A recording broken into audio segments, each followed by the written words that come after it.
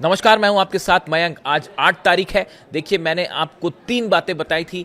धोखे से अमेरिका हमला करेगा, बात सच साबित हुई। दूसरी बात, मैंने आपको पहले ही कहा था कि यूएई के जरिए, इजराइल के जरिए हमला करवाया जाएगा और देखिए यूएई ने ईरान के द्वीपों पर हमला किया। तीसरी बात, बड़ी जंग की तैयारी कर रहा है अमेरिका और ये डील के लिए टाइम लिया जा रहा है और मौका मिलते ही फिर से हमला होगा और एग्जैक्टली वैसा ही हुआ। मेरे पिछले वीडियोस उठा के देखिए, जितने दावे हैं वो सब के सब फिर से साबित हुए हैं सही। और अब जंग छिड़ गई है यूएई और ईरान के बीच और पिछले चंद घंटों के अंदर जो डेवलपमेंट्स हैं वो बड़े हैरान करने वाले हैं। और मैं आपको एक एक बारीकी सी चीजें बताता हूं कि कैसे ईरान के आइलैंड्स पर हमला हुआ और कैसे यूएई पर ईरान ने हमला किया और अमेरिकी जहाजों का क्या हुआ। देखिए, मैं आगे बढ़ूं लेकिन उसके पहले एक बात यह कि जिस समय मैं अभी आपसे बात कर रहा हूं, 8 तारीख है, दोपहर का वक्त है। पूरे तेहरान में इस समय जश्न का माहौल है, अल्लाहू अकबर के नारे लग रहे हैं और उसकी वजह है ईरान ने स्ट्रेट ऑफ हॉर्मुज में अमेरिका के 3 बड़े जंगी जहाज़ों को जबरदस्त नुकसान पहुंचाया है। ईरान का दावा है 3 बड़े जहाज़ों को सीधा हिट किया गया है मिसाइल के जरिए। देखिए ये पूरी कहानी कैसे शुरू होती है। बीती रात हॉर्मुज में अमेरिका के 3 जहाज़ों ने एंट्री करी बिना ईरान की परमिशन के। यूएसएस ट्रैक्स्टन, यूएसएस मैसन और यूएसएस राफेल पेलेट्रा, ये 3 जहाज हैं जिन्होंने कल एंट्री करी हॉर्मुज में। ईरान की नेवी की तरफ से वार्निंग दी गई कि आप हमारे एरिया में आ रहे हैं, ये प्रतिबंधित क्षेत्र है, इस पर आगे आप ना बढ़े। अपने हथियारों के साथ अगर यूएस के वॉरशिप स्ट्रेट ऑफ हॉर्मुज में अंदर आते हैं तो ईरान की सेना को क्या करना चाहिए था। ईरान की सेना ने तीनों अमेरिकी जहाजों पर जबरदस्त मिसाइल अटैक किया। अबू मेहदी मिसाइल्स फायर की गई, क्रूज मिसाइल्स फायर की गई, ड्रोन्स फायर किए गए और बताया जा रहा है, जो खबरें आ रही हैं उसके मुताबिक अमेरिका के इन तीनों जहाजों को खासा नुकसान पहुंचा है। सेंटकॉम कह रहा है, अमेरिका कह रहा है, उसने ये बात मान ली है कि हां हम पर हमला हुआ है, लेकिन यह मानने को वो तैयार नहीं है कि जहाजों को नुकसान हुआ है। लेकिन आईआरजीसी ईरान का दावा है कि यूएसएस ट्रैक्स्टन, मैसन और राफेल पेल्टा जो है ये तीनों को मिसाइल्स ने हिट किया है। ईरान की तरफ से ये वीडियो जारी होते हैं। जैसी वीडियो जारी हुए उसको देख के पूरे तेहरान में, ईरान में जश्न का माहौल है, अल्लाहू अकबर के नारे लग रहे हैं। और इतना ही नहीं, अमेरिका को सिर्फ ये 3 जहाज ही नहीं, बाकी जो वॉरशिप्स थे वो भी पीछे खींचने पड़ गए हैं ओमान की खाड़ी तक। इन सबको पीछे हटाया गया है इस डर से कि कहीं ईरान की तरफ से सब जहाजों पर हमला ना हो जाए।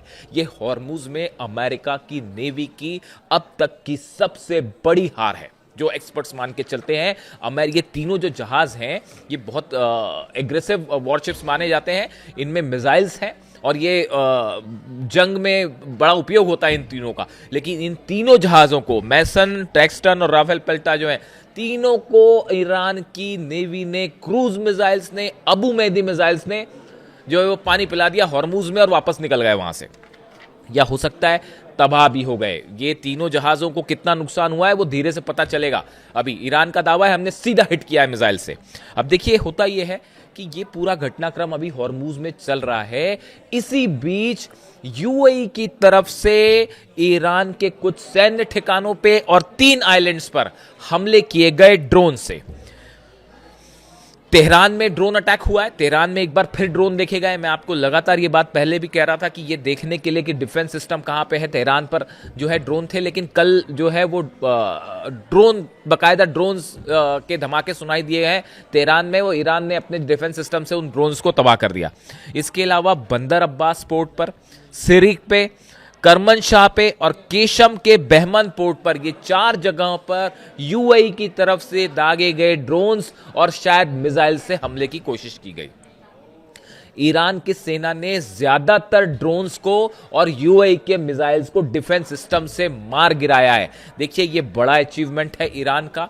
ईरान की सेना का कहना है ये फायर किए गए थे लेकिन आसमान में ही हमने इसे गिरा दिया। ये इस बात का सबूत है कि ईरान का डिफेंस सिस्टम पहले के मुकाबले कहीं पावरफुल हुआ है। देखिए, हमने आपको पहले भी बताया जा कि F-35 जेट जब अमेरिका का गिरा था, वो किस तरह से गिरा था, इंफ्रारेड का इस्तेमाल करते हुए, साथ में काउंटर मिसाइल्स फायर करते हुए, जिस कोऑर्डिनेशन का ये बेहद आधुनिक तकनीक से ये प्लेन गिराया गया था। F-35 जेट गिराना आसान बात नहीं है।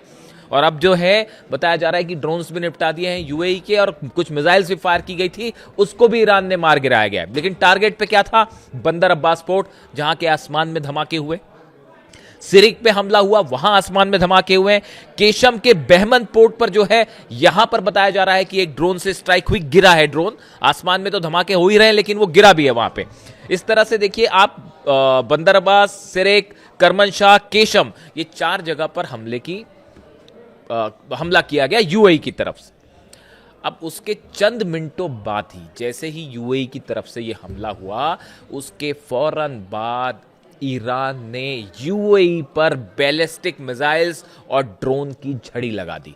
नतीजा यह है, जो खबरें आ रही हैं, एक बार फिर फुजेरा पर बैलिस्टिक मिसाइल अटैक हुआ है और वहां पर आग लगने की खबरें आ रही हैं। दुबई में लगातार सायरन बज रहे हैं, अबू धाबी में सायरन बज रहे हैं, और बड़े ड्रोन स्ट्राइक हुई है यूएई के ऊपर। कितना नुकसान हुआ है, इसकी खबरें अभी आएंगी। लेकिन जैसा पहले से यह बताया गया था कि अगर किसी तरह के हमले होते हैं ईरान पे, तो यूएई पे बड़ा पलटवार होगा, और ईरान ने करारा जवाब दिया है।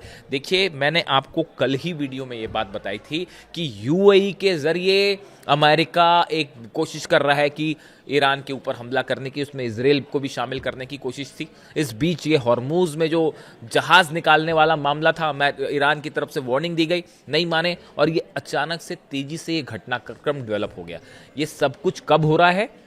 जब बातें क्या चल रही थी कल, कि डील पर चर्चा हो रही है, एक प्रस्ताव भेजा है अमेरिका ने जिस पर ईरान पे चर्चा हो रही है। इस तरह की तमाम खबरें, तमाम दावे हो रहे थे इंटरनेशनल न्यूज़पेपर्स में, अमेरिका के पेपर्स में और मैगजीन्स में। इस तरह के दावे हो रहे थे मीडिया चैनल्स में कि अब जो है वो अमेरिका की तरफ से प्रस्ताव आया है और ईरान उस पर चर्चा कर रहा है और जल्दी फिर कोई डील हो सकती है। एक बात बताइए मुझे, मैं आपसे ये सवाल पूछना चाहता हूं, जब करबला की जंग हुई तो यजीद की सेना से क्या इमाम हुसैन साहब ने डील करी थी?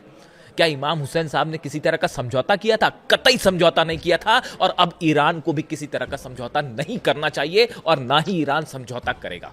यहां पे यजीद की जगह डोनाल्ड ट्रंप खड़े हैं, बेंजामिन नेतन्याहू खड़े हैं, और इमाम हुसैन की जगह ईरान खड़ा हुआ है। बड़े सारे लोगों का यह मानना है, और इसीलिए आज तेहरान में जो तस्वीरें आ रही हैं, ईरान की सेना ने वो वीडियो जारी किया, जिसमें क्रूज मिसाइल्स फायर होती दिखाई दे रही है, जो अमेरिकी जहाजों को हिट कर रही हैं, और हॉर्मुज से वापस भागना पड़ा सबको। ये तस्वीरें देख के पूरे ईरान में, तेहरान में लाखों लोग सड़कों पे अपनी सेना के लिए नारे लगा रहे हैं। आप देखिए ईरान का जो मूड है, मैं हमेशा आपको ये बात कह रहा हूं, देखिए पहले दिन से ये बात मैं आपको कह रहा हूं। अक्सर लोग मुझसे पूछते हैं कि आप जो है वो डील के फेवर में क्यों नहीं होते, किससे डील की जाए? जो लगातार, जो बातचीत के दौरान हमले कर रहे हैं, लगातार धोखा मिल रहा है, जो अली खामेनी साहब का असैसिनेशन करते, सुप्रीम लीडर का खून बहाते, ऐसे लोगों के साथ क्या डील की जा सकती है? डील तो छोड़िए, बातचीत भी नहीं होनी चाहिए। हकीकत यह है, जो ईरान की जनता कह रही है, अब बात करने की भी जरूरत नहीं अमेरिका से, जो अमेरिका करना है कर ले, कोई जरूरत नहीं बात करने की।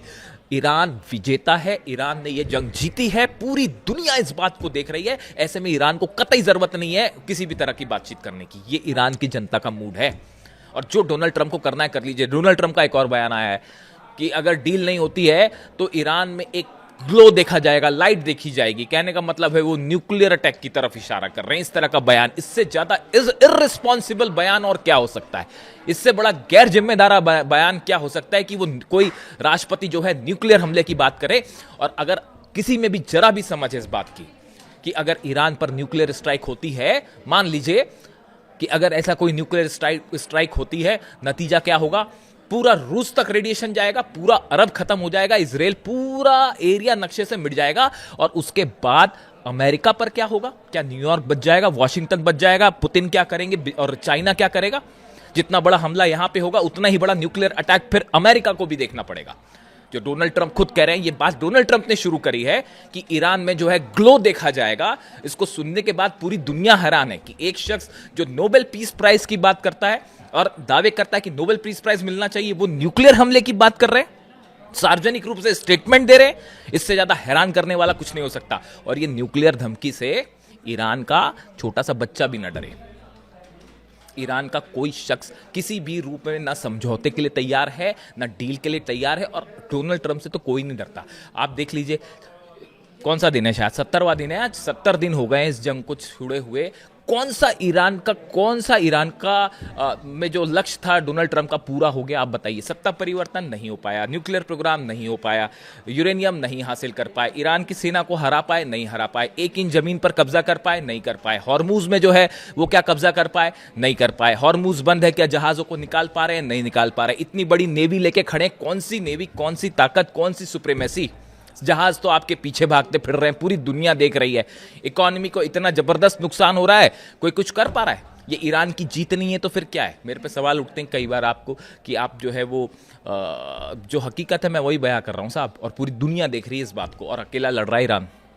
अमेरिका वहाँ पे कोई चीन की सेना मदद करने नहीं आई है, कोई रूस की सेना मदद करने नहीं आई है। जो कर रहा है ईरान अपने दम पे कर रहा है, किसी दूसरे देश से मदद नहीं ले रहा, और डंके की चोट पर लड़ाई हो रही है।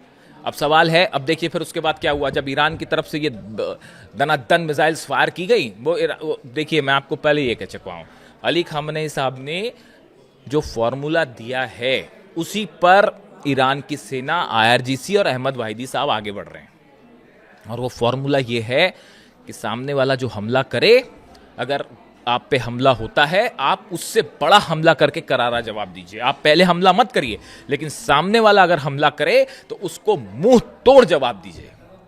मैं आपको बता चुका हूं, अली खामनेई साहब के आखिरी चंद मैसेजेस में से ये एक मैसेज है जिसमें उन्होंने कुरान का हवाला देते हुए किसी कुरान की पंक्तियों का, आयत का जो है हवाला देते हुए उन्होंने ये बात कही थी कि अगर कोई आप पे हमला करता है, आप उसको वैसा ही जवाब दीजिए। और इसी लाइन पे ईरान की सेना चल रही है।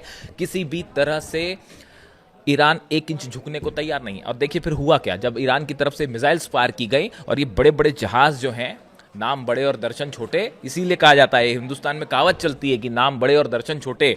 ये USS ट्रेक्सटन, USS मैसन, USS राफेल, ये वो सब जहाज हैं, राफेल पेल्टा जो हैं, जिनमें मिसाइल्स हैं, टॉमहॉक मिसाइल्स हैं। वो सबकी सब धरी रह गई। अबू मेहदी मिसाइल्स फायर हुई तो, क्रूज मिसाइल्स जब फायर हुई तो सबके सब वापस। अब उसके बाद डोनाल्ड ट्रंप को समझ में आया कि भाई ये तो पिट गए हम फिर से। तो फिर उसके बाद बयान आया कि नहीं, अभी सीज फायर टूटा नहीं है, हम ईरान को वार्निंग दे रहे हैं, जल्दी से डील साइन कर लो वरना हम हमला कर देंगे। और हमला वो ईरान ने दे दिया जवाब, वहीं पे मिसाइलों से ही जवाब दे दिया। आप किसी दूसरे देश की से अपने घर में घुसोगे आप, ईरान के, उसके बाद ईरान ने क्या करना चाहिए आप बताइए। देखिए हकीकत यह है, ये जंग तेल की है। अमेरिका को कई सारे एक्सपर्ट से बात कर रहे हैं, आप देख लीजिए टीवी डिबेट्स अमेरिका के, देख लीजिए आप हिंदुस्तान के, क्या भयंकर विरोध हो रहा है वहां पे डोनाल्ड ट्रंप का, कि कांग्रेस से परमिशन लेनी थी, इसीलिए ये बीच में ये अनाउंसमेंट कर दिया गया कि जंग रुक गई है और फिर से हमला होना था। क्योंकि आपको ऑयल पे आपको चाहिए, पूरे तेल पर कंट्रोल चाहिए। ईरान क्यों दे देगा भाई अपने तेल पर आपको कंट्रोल? आप ये बताइए।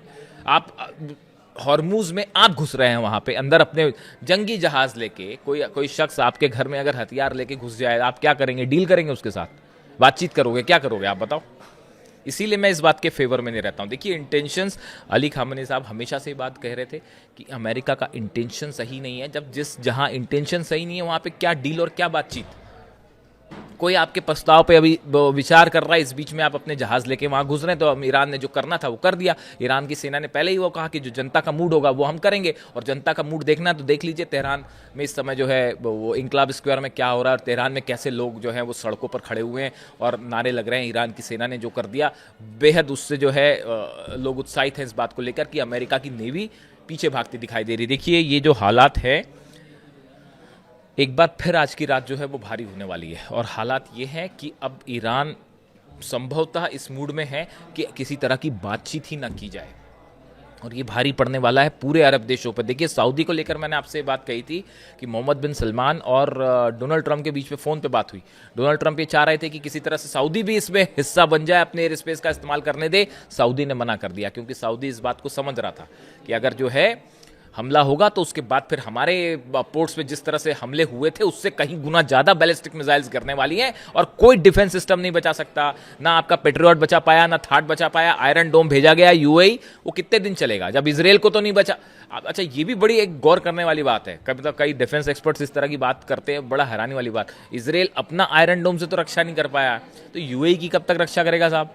बड़ी सारी चीज़ें हैं। तो हकीकत ये है, हॉर्मुज़ में एक बार फिर ज़बरदस्त जवाब दिया है ईरान ने, और ये ईरान की बहुत बड़ी जीत हुई है हॉर्मुज़ में। नज़र है हर घटनाक्रम पर क्या होता है, और संभवतः आज की रात फिर भारी होने वाली है। जो भी अपडेट होगा आप तक पहुंचाऊंगा। Thank you so much.